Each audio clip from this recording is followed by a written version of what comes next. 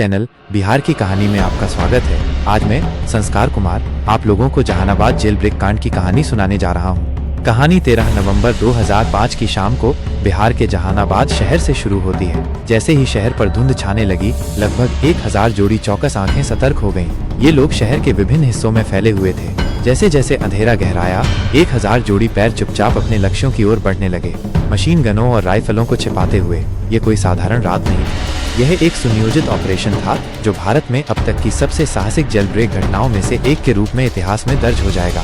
आइए समय में उस क्षण को याद करते हैं। लगभग 20 साल पहले, तारीख थी 13 नवंबर 2005 और जगह थी जहानाबाद। रविवार की रात लगभग 9 बजे थी। रविवार होने के कारण बाजार सामान्य से शांत थे। एक ऐसा दिन जब जीवन की गति स्वाभाविक रूप से धीमी हो जाती है। यह वो युग था जब बिहार के घरों में बिजली अभी भी एक विलासिता थी। शहर का अधिकांश भाग अंधेरे में डूबा हुआ था। लोग नींद की तैयारी में सुस्त अवस्था में थे। इस बीच बिहार सरकार की मशीनरी ने उसी दिन 13 नवंबर 2005 को राज्य विधानसभा चुनावों के तीसरे चरण का मतदान पूरा किया था। उस शाम जैसे ही जहानाबाद पर गोधूली छाई, उन 1000 जोड़ी आंखों ने कार्रवाई शुरू कर दी। वे शहर भर में फैले एक समन्वित समूह का हिस्सा थे। जैसे ही अंधेरा गहराया, 1000 जोड़ी पैर चुपचाप आगे बढ़े, स्वचालित मशीन गनों और राइफलों के एक शस्त्रागार को दृष्टि से छिपाकर ले गए। ये एक ऐसी घटना की शुरुआत थी जो उन लोगों के दिमाग पर एक अमिट छाप छोड़ेगी जिन्होंने इसे देखा। 13 नवंबर 2005 की उस रात का अनुभव करने वाले किसी भी व्यक्ति के लिए यह घटना उनकी यादों में अंकित हो गई। लोग डर में रात बिताते थे। यह सुनिश्चित नहीं था कि आगे क्या हो सकता है। जब सुबह हुई तो पिछली रात का विनाश उनके सामने उजागर हो गया। पूरा शहर सड़कों पर उमड़ पड़ा और जेल के सामने इकट्ठा हो गया। जेल की दीवारें टूटी हुई थी। शहर के अंबेडकर चौक और कारगिल चौक पर कई केन बम बिखरे पड़े थे, नक्सलियों द्वारा फेंके गए लेकिन बिना फटे हुए। हमले का दुस्साहस चौंका देने वाला था। लगभग 9 बजे लगभग 1000 नक्सली जहानाबाद पर सभी दिशाओं से उतरे।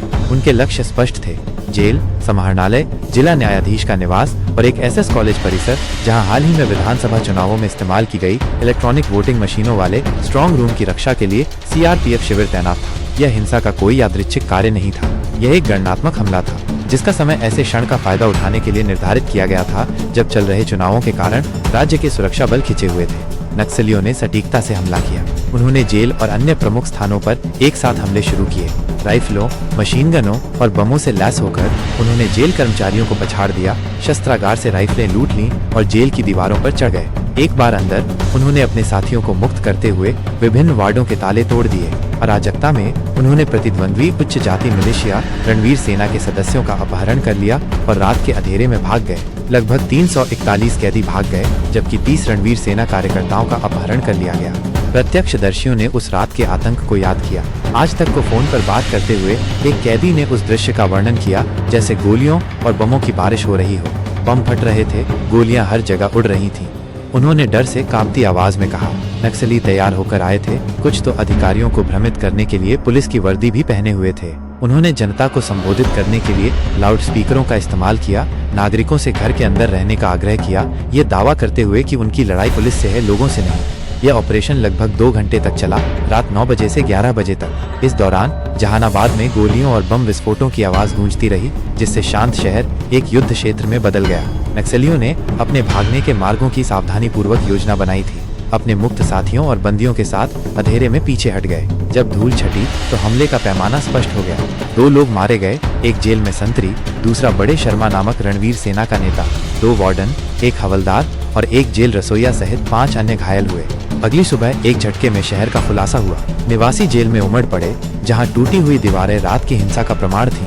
विस्फोटों के मलबे से सड़कें भरी पड़ी थीं। अंबेडकर चौक और कारगिल चौक पर बिना फटे केन बम नक्सलियों की उपस्थिति के भयावह अनुस्मारक के रूप में काम करते थे। जेल खुद अव्यवस्था में थी। इसकी सुरक्षा इस तरह से भंग हो गई थी जिसने सिस्टम की कमजोरियों को उजागर कर दिया। यह जेल ब्रेक सिर्फ एक जेल पर हमला नहीं था, यह बिहार के राजनीतिक परिदृश्य में एक महत्वपूर्ण समय के दौरान नक्सलियों द्वारा एक साहसिक बयान था। अक्टूबर-नवंबर 2005 के विधानसभा चुनाव राज्य के लिए एक महत्वपूर्ण मोड़ थे। 15 वर्षों तक 1990 से 2005 तक लालू प्रसाद यादव और उनकी पत्नी राबड़ी देवी ने राष्ट्रीय जनता दल राजद के तहत बिहार की राजनीति पर प्रभुत्व जमाया था। उनका शासन सामाजिक न्याय पर ध्यान केंद्रित करने के लिए चिन्हित किया गया था, लेकिन अराजकता और जंगल राज के आरोपों से भी। हालांकि 2005 तक ज्वार बदल रहा था। नीतीश कुमार राष्ट्रीय जनतांत्रिक गठबंधन (एनडीए) के तहत भारतीय जनता पार्टी भाजपा के साथ गठबंधन में जनता दल यूनाइटेड का नेतृत्व कर रहे थे। राजद की सत्ता पर पकड़ को चुनौती देने के लिए तैयार थे। उस वर्ष चुनाव 2 चरणों में हुए। फरवरी और अक्टूबर-नवंबर वर्ष की शुरुआत में एक त्रिशंकु विधानसभा के कारण फरवरी 2005 के चुनावों में एक खंडित जनादेश आया था, जिसमें किसी भी पार्टी को स्पष्ट बहुमत नहीं मिला था। रामविलास पासवान की लोक जनशक्ति पार्टी लोजपा ने तब किंगमेकर की भूमिका निभाई थी, 29 सीटें जीतकर और सरकार बनाने की कुंजी रखी थी। लेकिन अक्टूबर तक पासवान का प्रभाव कम हो गया। 203 सीटों पर चुनाव लड़ते हुए लोजपा ने केवल 10 सीटें जीती, अपनी पिछली गिनती से 19 सीटें खो दी। इस बीच एनडीए ने विकास और कानून व्यवस्था का वादा करते हुए परिवर्तन की सार्वजनिक इच्छा को भुनाया। नीतीश कुमार विजयी हुए, राजद के 15 साल के शासन को समाप्त करते हुए और नवंबर 2005 में मुख्यमंत्री बने। Jehanabad jail break. इस राजनीतिक उथल पुथल के बीच 13 नवंबर 2005 को मतदान के तीसरे चरण के दौरान हुआ था। विश्लेषकों ने बाद में अनुमान लगाया कि नक्सलियों ने अपनी शक्ति का दावा करने और राज्य की कमजोरियों को उजागर करने के लिए इस क्षण को चुना। चुनाव कर्तव्यों में व्यस्त सुरक्षा बलों के साथ नक्सलियों को हमला करने के लिए एक उपयुक्त खिड़की मिली। चुनावों के लिए उनके बहिष्कार के आह्वान पर तब तक किसी का ध्यान नहीं गया था, जब तक कि इस नाटकीय कृत्य ने उन्हें फिर से सुर्खियों में नहीं ला दिया। हमले ने बिहार और उससे आगे के लोगों को झकझोर कर रख दिया। इसने राज्य में नक्सलवाद के गहरे मुद्दों को उजागर किया, एक आंदोलन जो भूमि अधिकारों, जाति उत्पीड़न और आर्थिक असमानता पर शिकायतों में निहित था। जहानाबाद एक नक्सली गढ़ उनके प्रतिरोध का प्रतीक बन गया।